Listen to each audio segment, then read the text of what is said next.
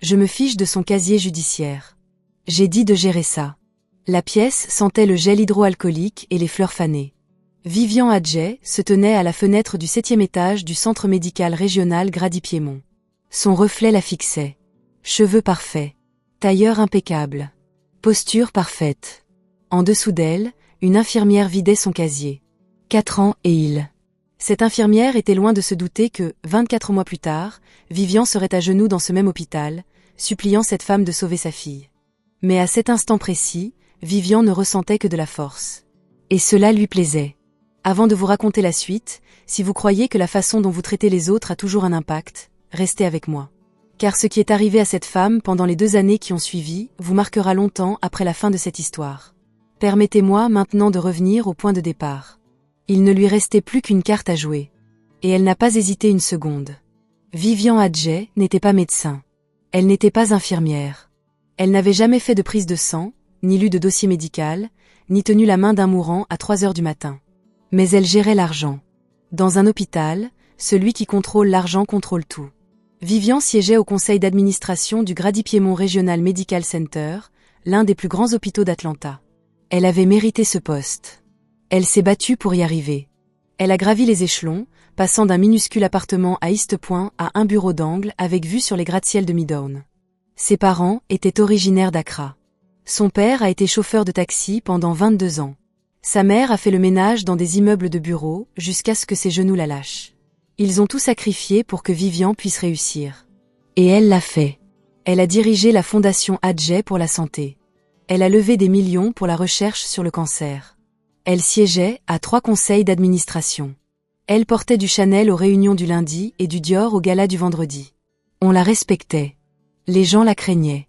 Et Vivian aussi. Elle avait cessé de remarquer la différence depuis longtemps.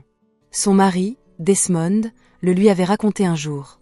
Ils dînaient chez eux, à Buckhead. Juste tous les deux. Serena était à l'étage, en train d'étudier. « Vive, dit-il, tu ne parles plus à personne. Tu leur parles sans réfléchir. » Vivian n'a même pas levé les yeux de son téléphone. « C'est comme ça que les choses se font, Desmond. » Il posa sa fourchette. « C'est comme ça que les choses se cassent. » Elle ne l'entendit pas. Elle lisait déjà un courriel concernant le budget trimestriel de l'hôpital. Desmond secoua la tête. Il prit son assiette et se dirigea seul vers la cuisine. Voilà le genre de femme qu'était devenue Vivian. Ni mauvaise, ni cruelle intentionnellement. Elle était tellement au-dessus de tout le monde. Et elle avait oublié ce que c'était que d'être en dessous. Et ça, c'est le genre de personne le plus dangereux.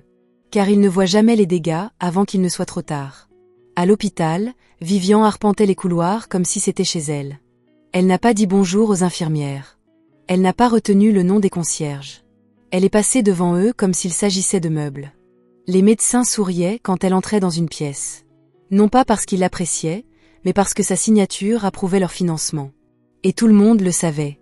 Si vous vous mettiez Vivian Adjet à dos, votre carrière à Grady-Piémont était terminée. Tout le monde le savait. Tout le monde sauf une personne. Une infirmière nommée Yamensa. Elle n'essayait pas d'être courageuse. Elle essayait simplement de faire son travail. Mais parfois, c'est ce qui vous fait perdre votre emploi. Yamensa était infirmière à Grady-Piémont depuis 4 ans. Elle avait 29 ans. Mince. Silencieuse. C'était le genre de femme qui entrait dans une pièce si discrètement qu'on ne la remarquait pas avant qu'elle ne soit déjà en train de réparer quelque chose. Elle a grandi à Decatur. Sa mère, Abena, était une institutrice retraitée de Kumasi qui a élevé Solia et ses 2 jeunes frères après le décès de leur père. Abena avait une seule règle dans cette maison, traiter chaque personne comme si elle comptait. Parce qu'elle compte. Tu as appliqué cette règle partout. À l'école. À l'école d'infirmière. À chaque quart de travail de 12 heures à l'hôpital, elle connaissait le nom de chaque patient de son étage, ainsi que celui de leurs enfants. Elle savait qui avait peur des aiguilles, qui avait besoin que la lumière reste allumée la nuit et qui souhaitait simplement que quelqu'un reste avec lui 5 minutes avant l'opération. Les autres infirmières l'ont remarqué. Patricia Langlais, l'infirmière en chef, a pria à part un matin. « Mensa, ça fait 4 ans que tu es là et je n'ai jamais reçu une seule plainte à ton sujet.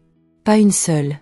Tu te rends compte à quel point c'est rare ? » Tu as souri doucement. « J'essaie simplement de faire ce que ma mère m'a appris. » Patricia acquiesça. « Eh bien, quoi qu'elle t'ait appris, ça marche. Continue comme ça. Tu n'as pas fait de bruit. » Elle n'a rien publié sur son travail sur les réseaux sociaux. Elle ne recherchait ni les éloges ni une promotion.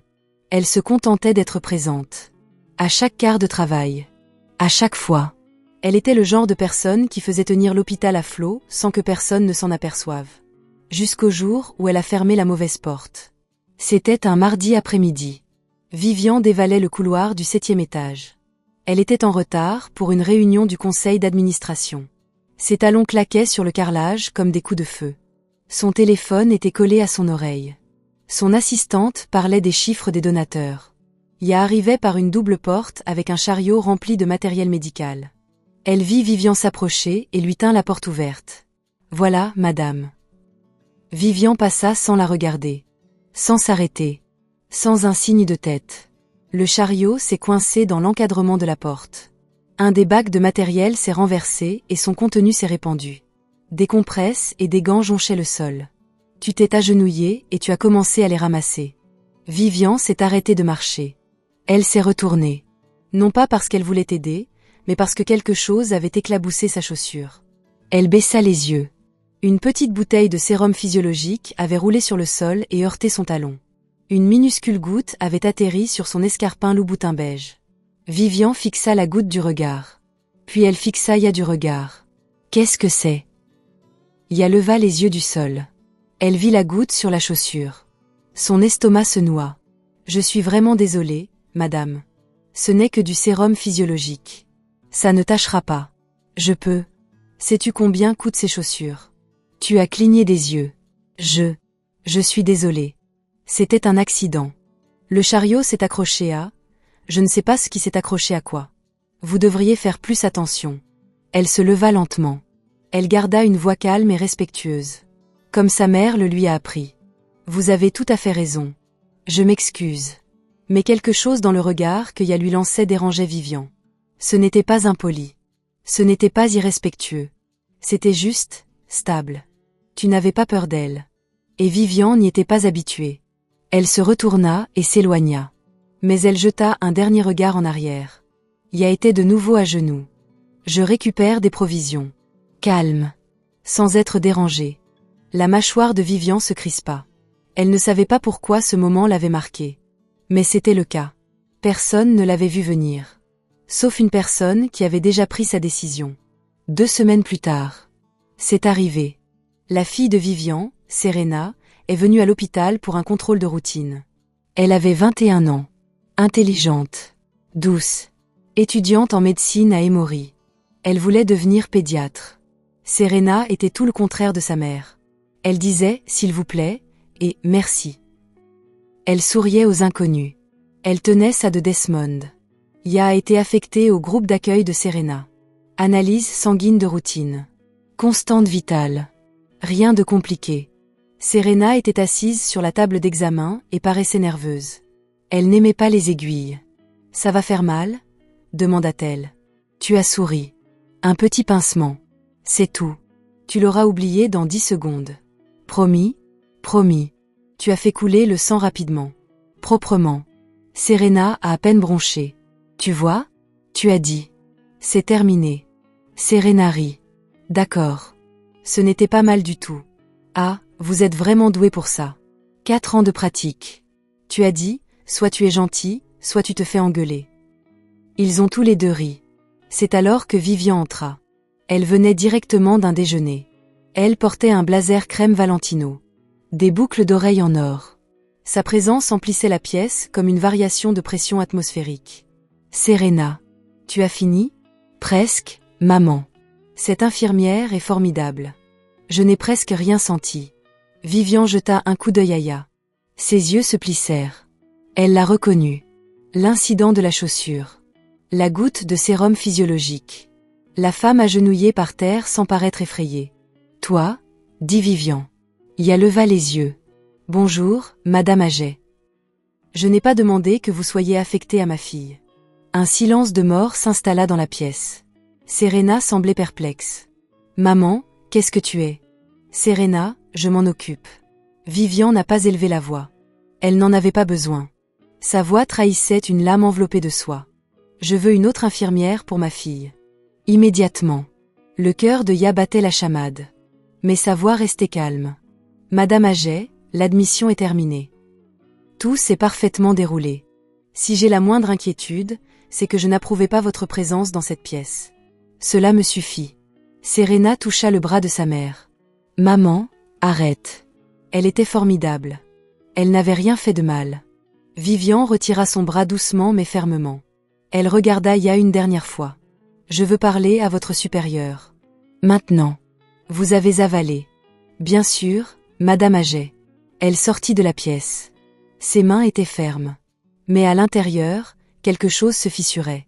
15 minutes plus tard, Vivian se trouvait dans le bureau de Richard Tate, le directeur général de l'hôpital. Il occupait ce poste depuis 11 ans. Il était calme. Un professionnel. Et il devait une part importante du financement de l'hôpital à la fondation Adjet Health.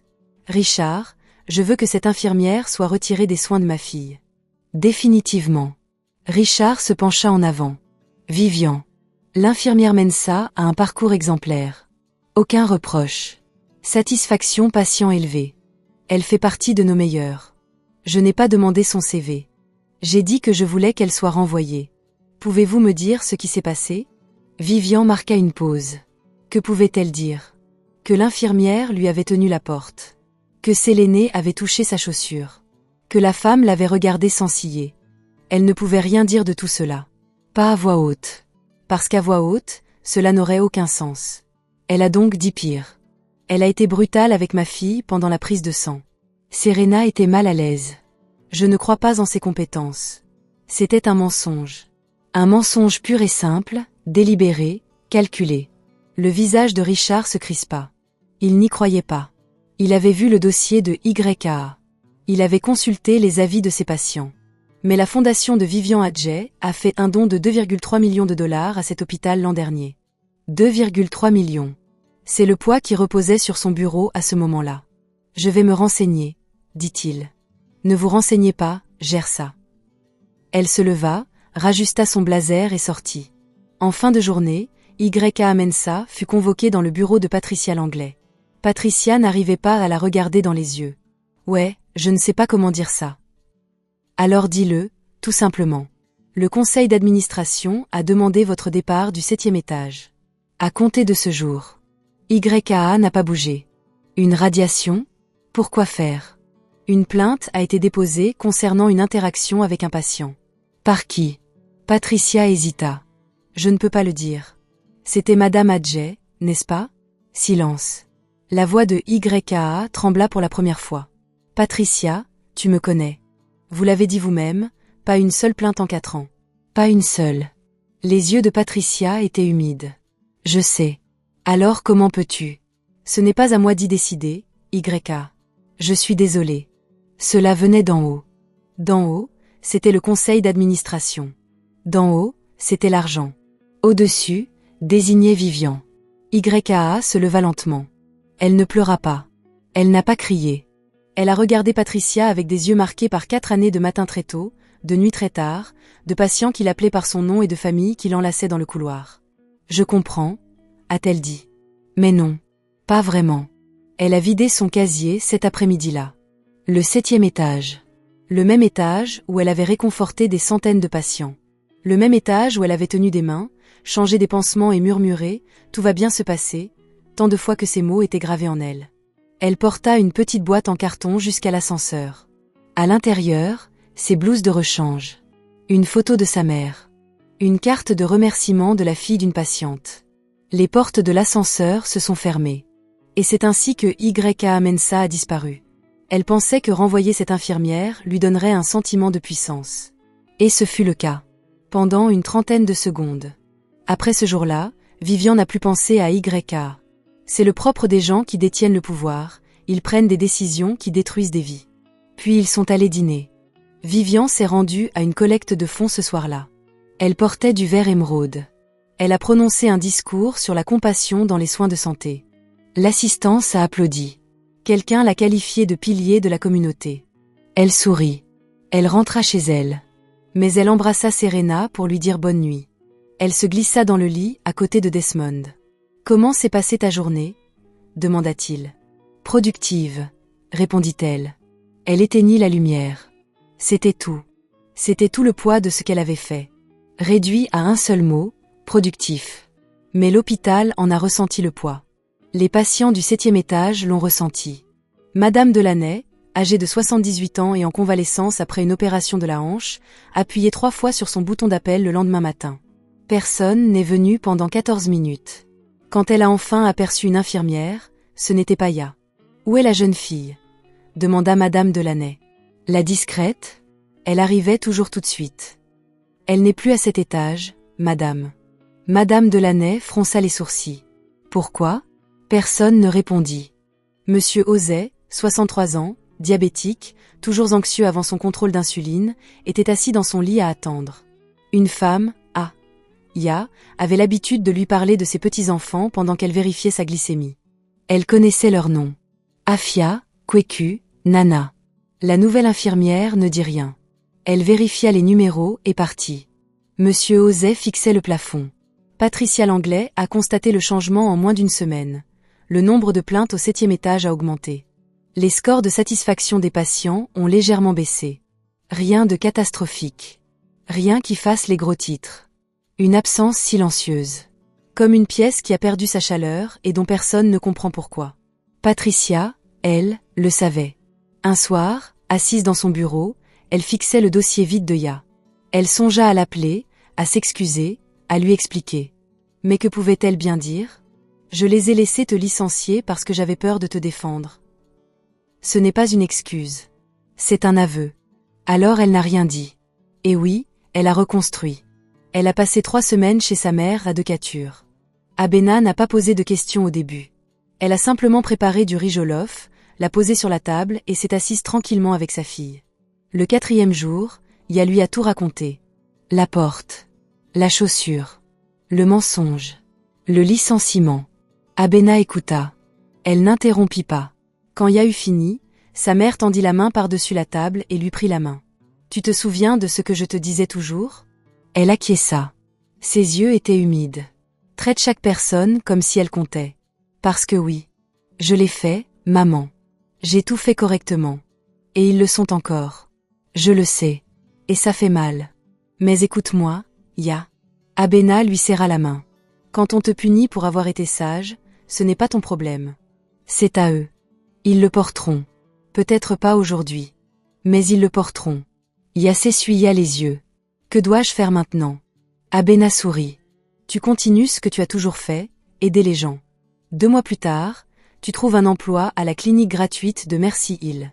C'était une petite clinique du sud d'Atlanta qui prenait en charge des patients non assurés. Le salaire était inférieur à la moitié de ce qu'elle gagnait à Grady-Piémont. Les horaires étaient plus longs. Le bâtiment était vétuste. Les provisions étaient rares. Mais les patients avaient besoin d'elle. Et Ya avait besoin de se sentir utile. Le premier jour, elle s'est présentée en blouse neuve. Elle s'est présentée à chaque patient dans la salle d'attente. Elle connaissait leur nom avant la fin de la semaine. En 6 mois, les scores de satisfaction des patients de Mercy, il atteignait un niveau record. Personne n'en a parlé dans les journaux. Personne n'a prononcé de discours à ce sujet lors d'un gala. Mais chaque personne assise dans cette salle d'attente savait que quelqu'un se souciait d'elle. Et cette personne, c'était Ya. Si cette histoire vous interpelle déjà, restez avec moi. Car la suite change tout. Pour Ya. Pour Vivian. Et pour une jeune fille de 21 ans qui ignorait que sa vie allait dépendre d'une femme que sa mère avait rejetée. L'appel a duré 45 secondes. Et il a bouleversé la vie de Vivian. 22 mois après le licenciement de Ya. Serena Agee s'est effondrée. Elle était chez elle. Un dimanche matin. Elle se sentait fatiguée depuis des semaines. Elle pensait que c'était le stress des études de médecine. Elle avait trop travaillé.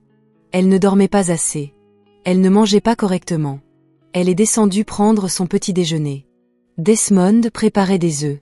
Vivian lisait le journal. Serena prit un verre de jus d'orange. Puis ses jambes ont flanché. Elle s'est écrasée sur le sol de la cuisine. Le verre s'est brisé. Du jus d'orange et des éclats de verre jonchaient le carrelage. Serena. Desmond laissa tomber la casserole et courut vers elle. Vivian était déjà debout. Serena. Bébé. Que s'est-il passé ? Serena avait les yeux ouverts, mais son regard était absent. Sa respiration était superficielle. Je ne sens plus mes jambes, maman. Ces mots. 6 mots. Ils ont brisé le monde de Vivian en deux. L'ambulance est arrivée en 9 minutes. Ils ont emmené Serena à l'hôpital Grady-Piémont. Le même hôpital où sa mère siégeait au conseil d'administration. Le même hôpital où une infirmière lui avait un jour fait une prise de sang si délicate qu'elle avait à peine sentie. Les médecins ont fait des analyses. Analyses sanguines. IRM ou scanner. Pendant 3 jours. Ils ont tout organisé. Le 4e jour, le docteur Elliot Shaw s'est entretenu avec Vivian et Desmond dans une salle de consultation privée. Il n'a pas souri. Monsieur et Madame Adjei, votre fille souffre d'une maladie auto-immune rare qui attaque son système nerveux. C'est agressif. Et ça progresse plus vite que nous le souhaiterions. Vivian ouvrit la bouche. Aucun son ne sortit. Desmond s'agrippa à l'accoudoir de sa chaise. Qu'est-ce que ça veut dire? Que fait-on? Le docteur Shaw expira. Il existe un traitement. C'est une procédure spécialisée. Très peu de médecins dans le pays sont capables de la pratiquer. Nous avons identifié le meilleur spécialiste. Alors, faites-le venir, dit Vivian d'un ton sec. Autoritaire. La voix du conseil d'administration. L'argent n'est pas un problème. Quel qu'en soit le prix. Qui que ce soit. Obtenez-les. Le docteur Shaw hocha lentement la tête. Il s'appelle le docteur Kofi Boateng. Il exerce à Baltimore. Il a accepté de venir à Atlanta pour évaluer Serena. Parfait. Quand? Il arrive jeudi. Bien. Vivian se leva. Elle tremblait. Mais elle serra les dents et redressa le dos, comme toujours. Elle transforma sa peur en maîtrise. Il obtient tout ce dont il a besoin. Faites en sorte que l'hôpital prenne les dispositions nécessaires. J'appellerai Richard personnellement. Elle sortit de la pièce. Ses talons claquaient sur le carrelage. Mais cette fois, ce n'était pas un bruit de puissance. C'était le bruit d'une femme qui lutte pour ne pas s'effondrer. Cette nuit-là, Vivian était assise dans la chambre d'hôpital de Serena. Les moniteurs émettaient un léger bip. Serena dormait. Son visage était paisible. Elle paraissait si jeune. Si fragile. Vivian tenait la main de sa fille. Et pour la première fois depuis des années, elle ne consulta pas son téléphone. Elle ne répondit pas à ses courriels. Elle ne pensait ni au budget, ni aux fondations, ni aux réunions du conseil d'administration. Elle est restée assise là. Et elle a prié. « S'il vous plaît, murmura-t-elle. S'il vous plaît, ne prenez pas ma fille. Je ferai n'importe quoi. » Desmond se tenait sur le seuil. Il observait sa femme. Il ne l'avait pas vue comme ça depuis des années. Dépouillée de toute armure. Juste une mère. Terrifiée. Il s'approcha et posa la main sur son épaule. Elle leva la main et la saisit. Il ne dit rien. Certains moments sont trop lourds à porter aux mots. Il n'avait qu'une seule exigence. Et cela allait la briser. Le docteur Kofi Boateng est arrivé jeudi. Il avait 54 ans. Grand. Les tempes en argent. Un calme que seuls ceux qui ont tenu leur vie entre leurs mains peuvent posséder. Il avait pratiqué cette intervention 11 fois à travers le monde. 9 victoires. 2 défaites. Il ne garantissait aucun résultat. Il a promis de faire son travail. Il a étudié le cas de Serena pendant 2 heures. Il l'a examiné. Il a étudié chaque scanner. Chaque bilan sanguin. Chaque note du dossier médical. Il s'est ensuite assis avec Vivian, Desmond et Anne-Richard Tat dans la salle de conférence de l'hôpital. « Je peux réaliser l'intervention », a-t-il déclaré. Serena est une bonne candidate. Mais le temps presse. Il faut déménager dans les 10 jours. Vivian soupira. 10 jours. Parfait. Comme vous voulez. Nommez-le.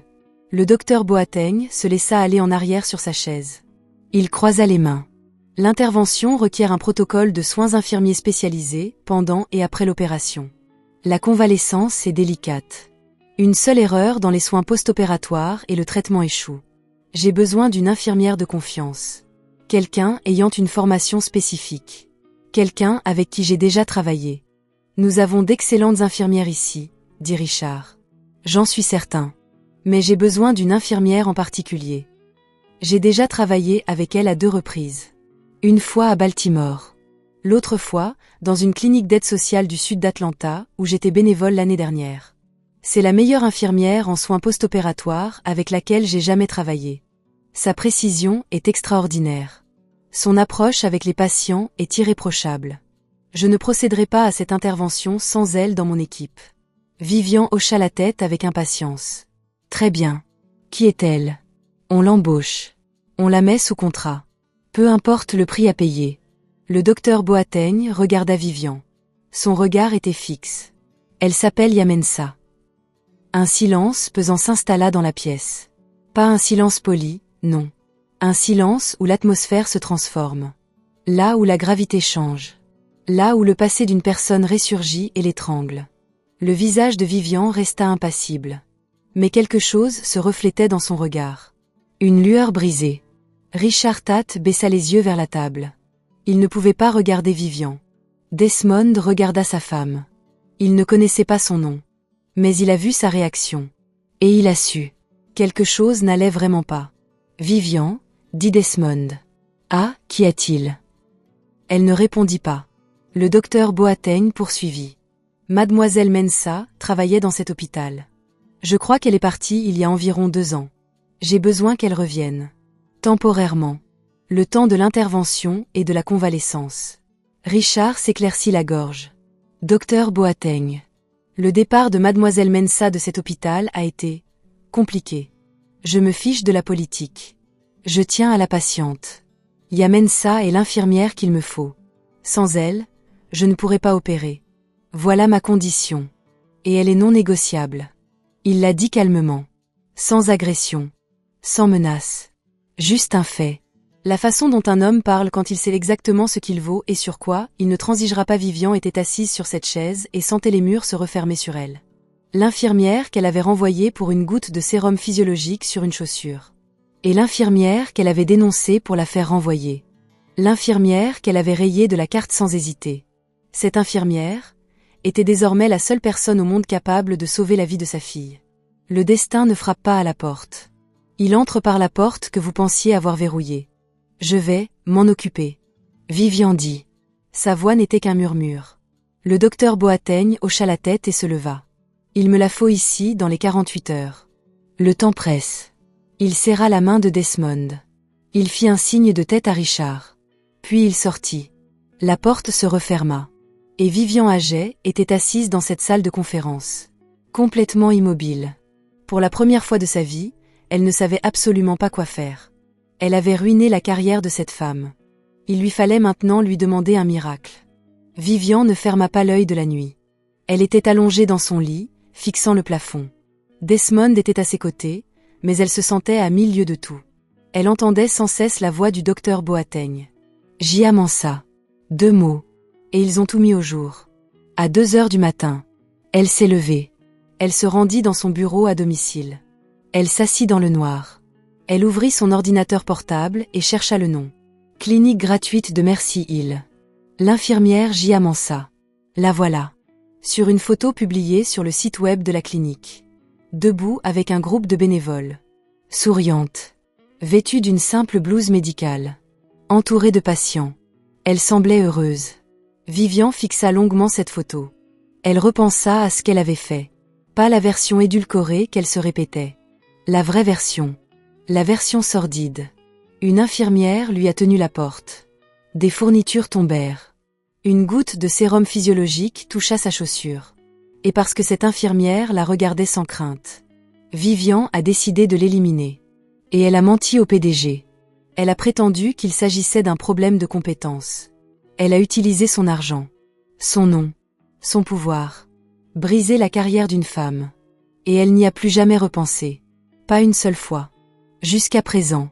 Vivian ferma l'ordinateur portable. Elle se prit la tête entre les mains. Et elle fit quelque chose qu'elle n'avait pas fait depuis des années. Elle pleura. Pas des larmes discrètes. Le genre le plus horrible. Celui qui surgit d'un endroit si profond qu'on ignorait jusqu'à son existence. Celui qui vous secoue de la tête aux pieds et ne vous lâche plus. Elle pleurait parce que sa fille était malade.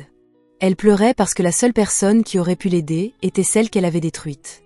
Et elle pleurait parce que, pour la première fois, elle se voyait clairement. Et ce qu'elle vit ne lui plut pas.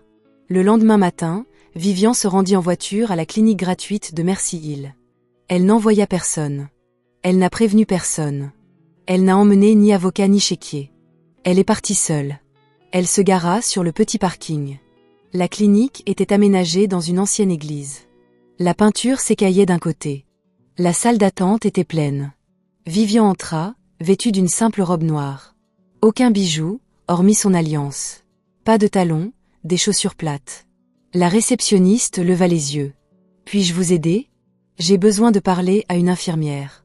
Yamansa, s'il vous plaît. Avez-vous un rendez-vous? Non, mais c'est urgent, s'il vous plaît.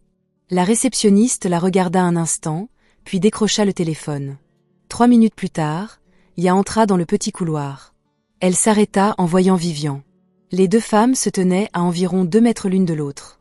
Le couloir était étroit, la lumière fluorescente bourdonnait au-dessus de sa tête. Le visage de Ya resta impassible. Elle ne haleta pas. Elle ne tressaillit pas.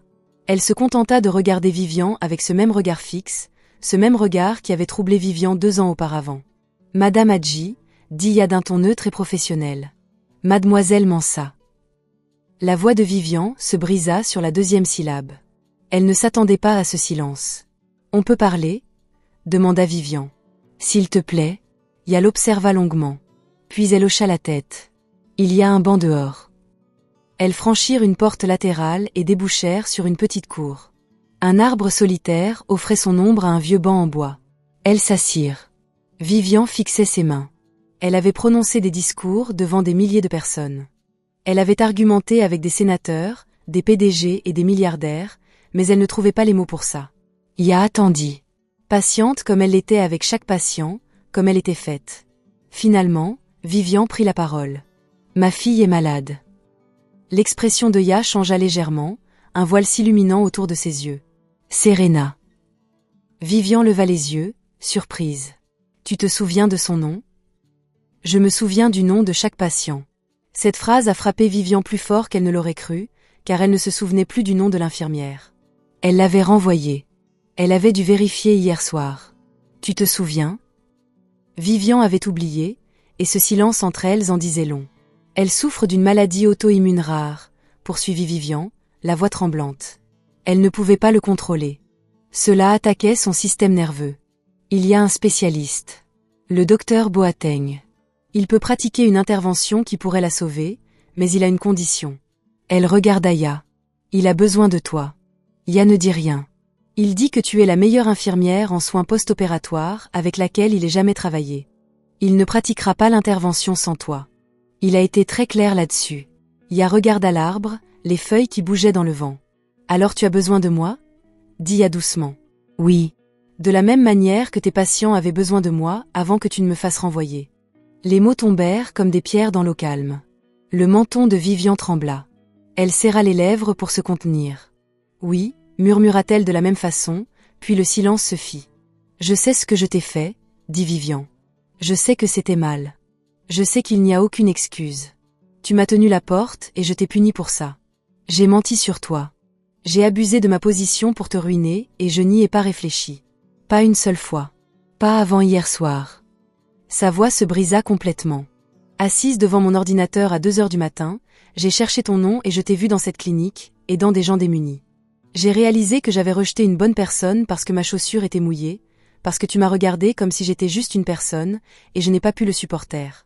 Des larmes coulaient sur le visage de Vivian. Elle ne les essuyait pas. Je ne suis pas là pour te donner de l'argent.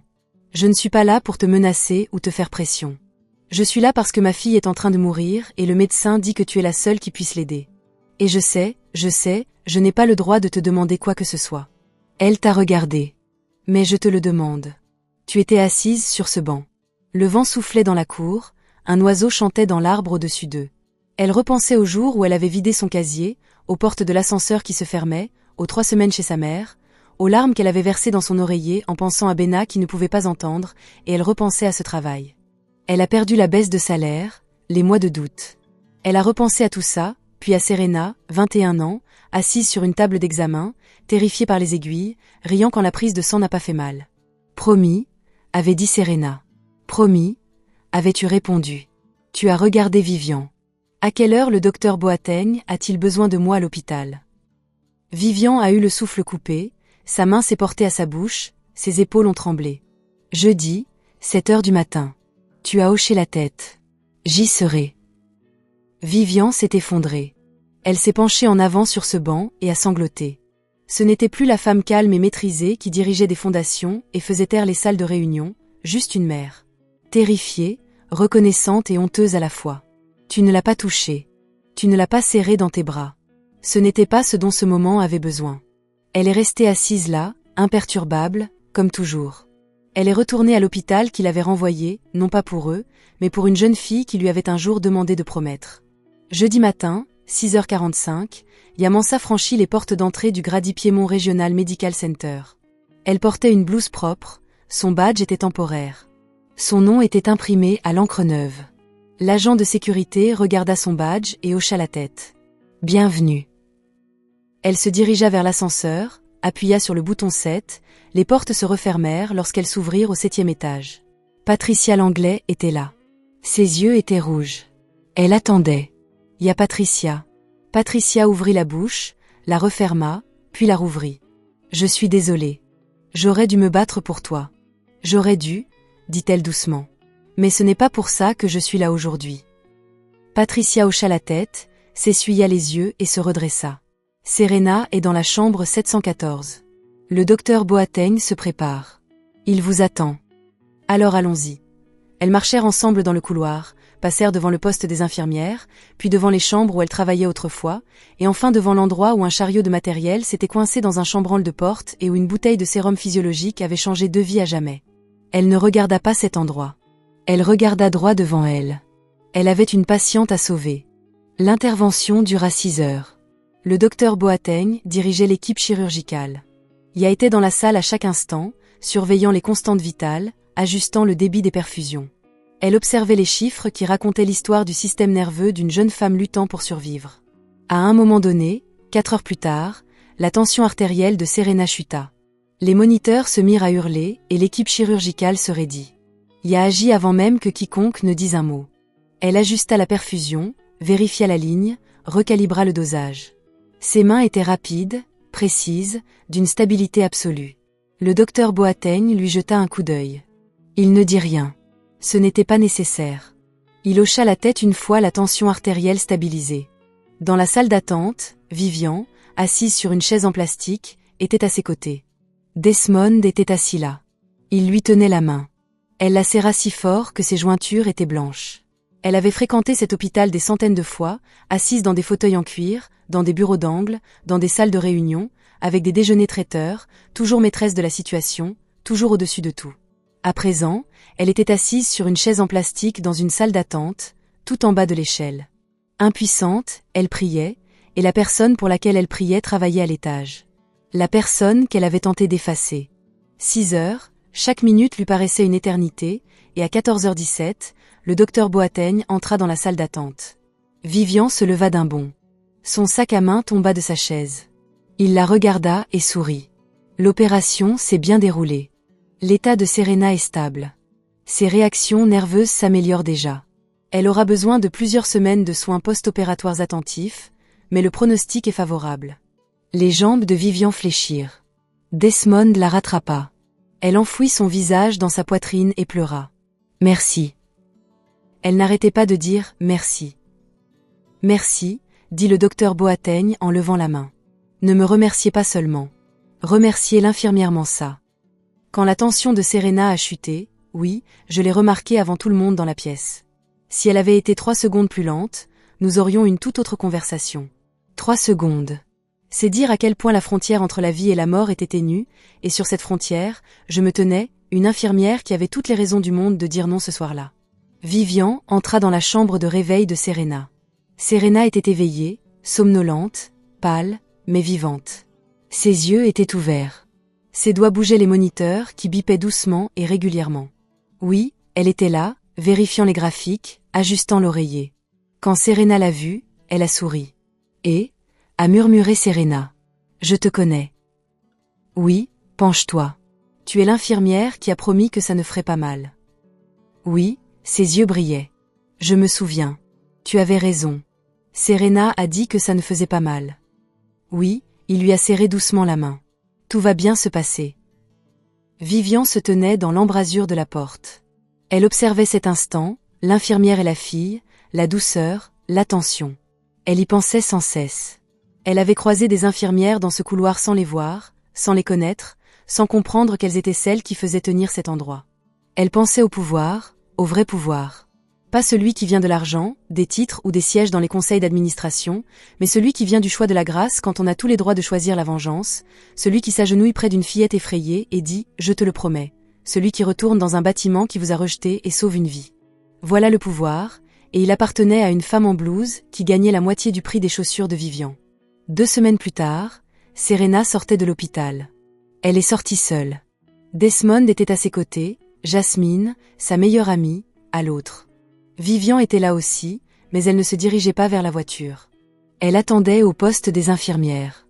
Elle est arrivée au coin, un dossier à la main. Mademoiselle Mansa. S'est-elle arrêtée? Ajay, je veux te dire quelque chose et je veux que tu l'entendes en entier. Ouais, pose le graphique. Elle accorda toute son attention à Vivian. Ce que je t'ai fait il y a 2 ans est la pire chose que j'ai jamais faite. J'ai menti. J'ai abusé de mon pouvoir pour blesser une personne innocente, et je l'ai fait parce que tu me considérais comme ton égal. À un moment donné, je m'étais persuadée que j'étais au-dessus de tout le monde, que mon argent et mon nom me rendaient plus importante. Sa voix tremblait, mais elle continua. Ma mère a nettoyé des immeubles de bureaux jusqu'à l'épuisement. Mon père a conduit un taxi sous la pluie pour que je puisse aller à l'université. Ils m'ont appris l'humilité, la gratitude, et j'ai oublié tout ce qu'ils m'ont dit. Elle fouilla dans son sac et en sortit une enveloppe. Ceci est une lettre officielle adressée au conseil d'administration de l'hôpital. Je démissionne de mon poste et, dans cette lettre, j'ai dit toute la vérité sur ce que je vous ai fait, sur les raisons de votre licenciement, et sur le mensonge que j'ai raconté. Les lèvres de Yas s'entr'ouvrirent légèrement. Elle ne s'y attendait pas. J'ai également recommandé à Richard Tate de vous proposer un poste à temps plein à l'hôpital Grady-Piémont, comme infirmière en chef, avec un rappel de salaire pour chaque mois d'absence. Madame Ajay, vous n'êtes pas obligée. Si, je le dois. Parce que ma fille est en vie grâce à vous, et vous avez failli ne pas être là à cause de moi. Je dois vivre avec ça, et le seul moyen d'y parvenir, c'est de dire la vérité. Elle lui tendit l'enveloppe. Yas la regarda. Elle ne la prit pas. Au lieu de cela, elle regarda Vivienne, je n'ai pas besoin que vous démissionniez. Je n'ai pas besoin d'arriérer de salaire et je n'ai pas besoin de revenir dans cet hôpital. Le visage de Vivienne s'est assombri. Ce que je veux que vous disiez, c'est que vous rentriez chez vous. Regardez votre fille. Souvenez-vous de ce que vous avez ressenti quand vous avez cru la perdre et portez ce sentiment dans chaque pièce où vous entrerez pour le restant de vos jours. Elle marqua une pause. C'est ma condition. La main de Vivienne qui tenait l'enveloppe retomba le long de son corps, son menton trembla. J'ai longtemps gardé de la colère en moi, Madame Ajay. Après mon licenciement, je ne vais pas le nier. Il y a eu des nuits. Je voulais que tu ressentes ce que j'ai ressenti, perdre quelque chose, être rabaissé. Sa voix s'adoucit. Mais ma mère m'a dit quelque chose. Quand on te punit pour avoir été sage, ce n'est pas ton fardeau, c'est le leur. Elle regarda Vivienne de ses yeux fixes, les mêmes yeux inchangés. Tu portes ce fardeau. Je le vois maintenant, et je pense que ça suffit. Vivienne ne put retenir ses larmes, qui coulèrent sur son visage sans qu'elle les essuie. Elle resta debout dans le couloir de l'hôpital. Elle régnait autrefois, complètement nue, complètement humaine. Oui, rentrez chez vous, Madame Ajay, auprès de votre fille. C'est tout ce qui compte. Oui, elle prit son dossier. Elle hocha la tête une fois et descendit le couloir. Vivienne la regarda partir, la blouse, la démarche silencieuse, la posture assurée. Elle murmura quelque chose si bas que personne ne l'entendit. Merci. Vivienne rentra chez elle. Elle s'assit dans la cuisine. Serena était sur le canapé, regardant la télévision. Elle riait de quelque chose sur son téléphone. Desmond s'assit en face de Vivienne. Il lui prit la main. Que s'est-il passé à l'hôpital? J'ai tout essayé pour elle. Elle n'en voulait pas. Que voulait-elle? Vivienne regarda son mari. Ses yeux étaient gonflés. Son maquillage avait disparu et elle paraissait 10 ans de plus qu'il y a 2 mois. Elle voulait que je me souvienne. Desmond lui serra la main. Puis, le dimanche suivant, Vivienne se rendit en voiture à la clinique gratuite de Mercy Hill. Elle n'entra pas. Elle se gara de l'autre côté de la rue. Elle regarda les patients entrer et sortir. Elle vous observait par la fenêtre. Elle aidait un homme âgé avec sa canne, elle ajustait le bandage d'un enfant. Souriante, Vivienne ouvrit son chéquier. Elle a rédigé un chèque. Elle s'est dirigée vers la porte d'entrée. Elle l'a glissé sous la porte. Le chèque était de 500 000 $ et était destiné à la clinique gratuite Mercy Hill. Il n'y avait pas de mots. Pas de nom sur la ligne « Objet ». Pas de logo de fondation, juste l'argent. Sur le chemin du retour, Vivienne J. fit quelque chose qu'elle n'avait pas fait depuis très longtemps. Elle baissa la vitre, sentit le vent d'Atlanta sur son visage, prit une profonde inspiration et recommença à zéro. Certains utilisent le pouvoir pour détruire, d'autres la grâce pour reconstruire. Vivienne avait le titre, l'argent, le nom, mais elle avait perdu quelque chose de bien plus précieux. Elle avait perdu son humanité et, oui, il ne lui restait plus que ses mains, son cœur et une promesse que sa mère lui avait inculquée. Traiter chaque personne comme si elle comptait. Car c'est le cas. Les orgueilleux ne sont pas punis par les autres, mais par le poids de leur propre choix, et la vérité est le seul réconfort. Oui, elle n'avait pas besoin de vengeance. Elle n'avait besoin ni de l'argent de Vivienne, ni de ses excuses, ni de sa démission. Elle avait besoin qu'elle se souvienne, car ce souvenir est le début du changement. Si cette histoire vous a touché, abonnez-vous et activez les notifications. Car chaque histoire que nous racontons recèle une leçon, et la prochaine pourrait bien être celle qui changera à jamais votre regard sur quelqu'un.